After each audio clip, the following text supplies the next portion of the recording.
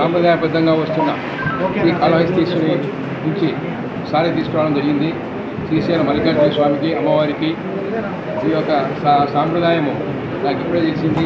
Present ఉన్న EO గారు చాలా శ్రీశైలం ఈవో గారి ఈ యొక్క సాంప్రదాయాన్ని అమలు పరిచారని, ఈ యొక్క మంచి సాంప్రదాయంగా కొనసాగిస్తాము. భవిష్యత్తులో కూడా నేను నా తర్వాత కూడా ఇది ఒక సాంప్రదాయంగా విరాజిస్తూ ఉంటుంది. దీనివల్ల రెండు ఊళ్ళ మధ్య మంచి సత్సంబంధాలు, పద్ధతులు ఏర్పాటు చేసుకోవడం జరుగుతుంది.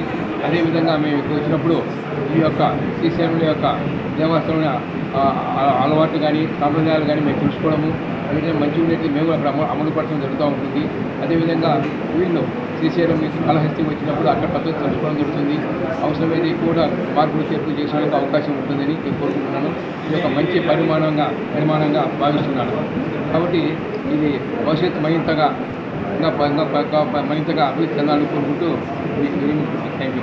శ్రీశైల క్షేత్రంలో మహాశివరాత్రి బ్రహ్మోత్సవాలు వైభవపేతంగా నిర్వహించడానికి ఈరోజు ఉత్సవాలు ప్రారంభమైనాయి. 11 రోజుల పాటు ఉత్సవాలు నిర్వహించడం జరుగుతుంది. ఈ రోజు నుంచి 11వ తారీఖు వరకు కూడా ఉత్సవాలు జరుగుతాయి. ముఖ్యంగా ఈరోజు గణపతి పూజ, చండీశ్వర పూజ, అలాగే కంకణ ధారణ ఈ కార్యక్రమాలతోటి ఉత్సవాలు ప్రారంభమైనాయి. ప్రతిరోజు కూడా ప్రముఖ దేవాలయం నుంచి పట్టు వస్త్రాల సమర్పణ కూడా ఈ కార్యక్రమం అనేది కూడా ఉంటుంది. అలాగే ఇక్కడికి క్షేత్రానికి 7-8 లక్షల మంది భక్తులు ఈ 11 రోజుల పాటు వచ్చేటటువంటి అవకాశం ఉంది. కాబట్టి ఒక శివరాత్రి రోజునే ఇది 1,50,000 మంది పైగా భక్తులు వచ్చే అవకాశం ఉంది. కాబట్టి భక్తులకు ఎలాంటి అసౌకర్యం కలగకూడదు అనేటటువంటి దృష్టితోటి సకల సౌకర్యాలు కూడా మనం కల్పించుకోవడం అనేది జరుగుతోంది. ముందుగానే గత 2 నెలల నుంచి కూడా ఈ ఉత్సవ ఏర్పాట్లు అనేది చేస్తున్నాము. శివదీక్ష చేసేటటువంటి ఇరుముడి స్వాములకి ప్రత్యేకమైన క్యూ లైన్లు ఏర్పాటు చేయడం, 5వ తారీఖు వరకు కూడా స్పర్శ దర్శనాలు కేవలం శివదీక్ష స్వాములకి మాత్రం ఉంటాయి. ఇవి 11 రోజుల పాటు ఎలాంటి అర్జిత సేవలు, స్పర్శ దర్శనాలు కూడా ఉండవు. ఇవన్నీ కూడా భక్తులు గమనించవలసిందిగా కోరుతున్నాము. ఈ క్షేత్రంలో భాగాలంకరణ అనేది ప్రత్యేకంగా మైనటువంటి కార్యక్రమం.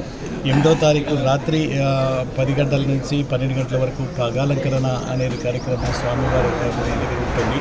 అలాగే దానికి విఐపీలు కూడా చాలామంది వస్తారు. అలాగే అదే రోజు రాత్రి 8వ తారీఖు రాత్రి 12 గంటలకి కళ్యాణకట్ట దగ్గర కళ్యాణోత్సవం కూడా నిర్వహించడం అనేది జరుగుతుంది. కాబట్టి ప్రతిరోజు కూడా గ్రామోత్సవం అనేది వివిధ అలంకరణలో, వివిధ వాహనాల్లో గ్రామోత్సవం కూడా నిర్వహించడం అనేది జరుగుతుంది. అలాగే తెప్పోత్సవం, రథోత్సవం కూడా కార్యక్రమాలు అవి 9వ తారీఖు మీద ఉంటాయి.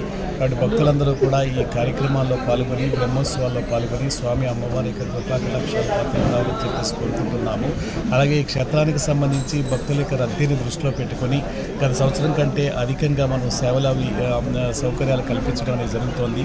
ముఖ్యంగా మరిన్ని వీడియోస్ కోసం ఛానల్ ని సబ్స్క్రైబ్ చేయండి. లేటెస్ట్ అప్డేట్స్ కోసం వాట్సాప్ ఛానల్ ని ఫాలో చేయండి. అండ్ లింక్ డిస్క్రిప్షన్ లో ఉంది.